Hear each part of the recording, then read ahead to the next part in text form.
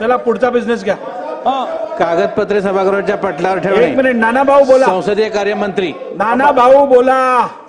अध्यक्ष महाराज, माझा point of order असा आहे की त्या दिवशी धनंजय मुंडे यांच्या राजीनाम्याच्या बाबतचं आम्ही तालुका अध्यक्षाला प्रश्न विचारलेला होता.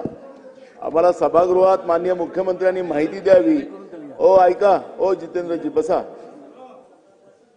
मी त्या दिवशी प्रश्न विचारला, त्यांनी तालिका अध्यक्षांना आपल्या आता जे उठले भोळे साहेब यांनीच माहिती दिली.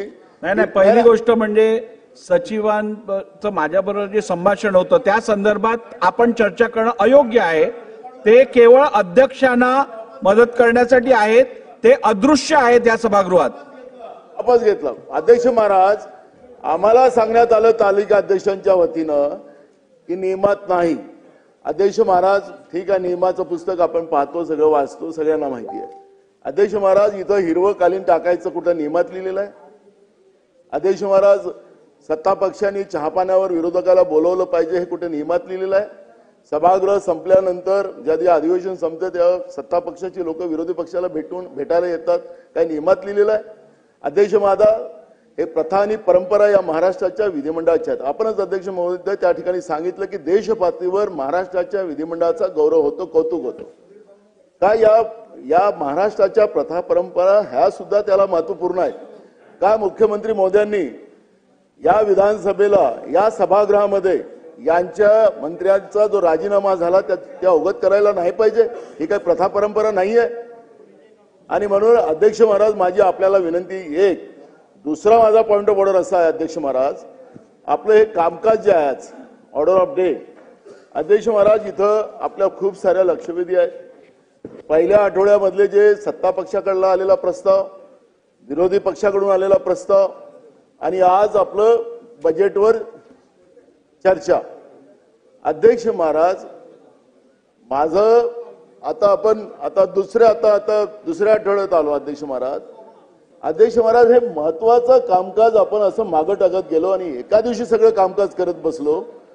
आणि आता आपण सभागृहात पाहतो अध्यक्ष महाराज की सगळ्यांना प्रश्न विचारायचे आहेत, प्रत्येकानं आपल्याला आपल्या मतदारसंघातले प्रश्न उपस्थित करायचे आहेत.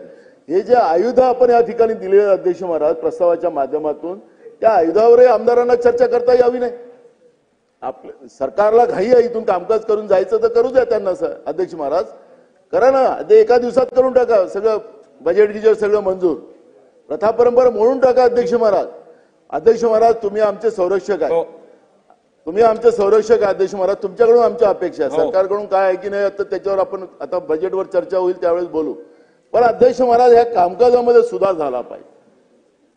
इतकं घाई गर्दीने कामकाज आपण पुढे न्यायचं. परवा आपण पुरवणी मागण्यावर 4:30 वाजताचं गिलोटिन ठेवलं होतं आणि आपण 5:30 वाजताचं, आणि आपण अध्यक्ष महाराज त्याला पूर्ण रिव्हर्स करून टाकलं.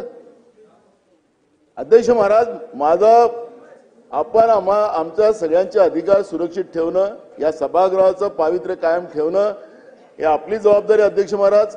आणि अध्यक्ष महाराज, हे जे कामकाज चाललेलं आहे हे काही बरोबर नाही आहे. आणि त्याच्यामुळे तालिका अध्यक्षांनाही अध्यक्ष महाराज थोडंसं सांगितलं पाहिजे की जे काही आहे आपली प्रथा परंपरा त्याच्याही गोष्टीचं अवगत असलं पाहिजे.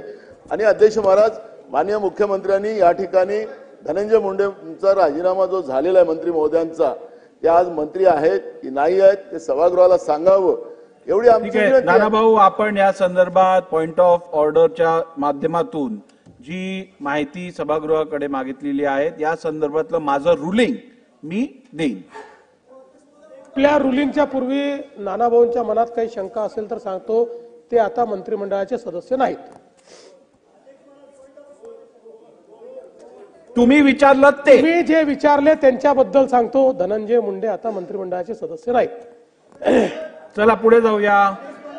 कागदपत्रे सभागृहाच्या पटलावर ठेवणे.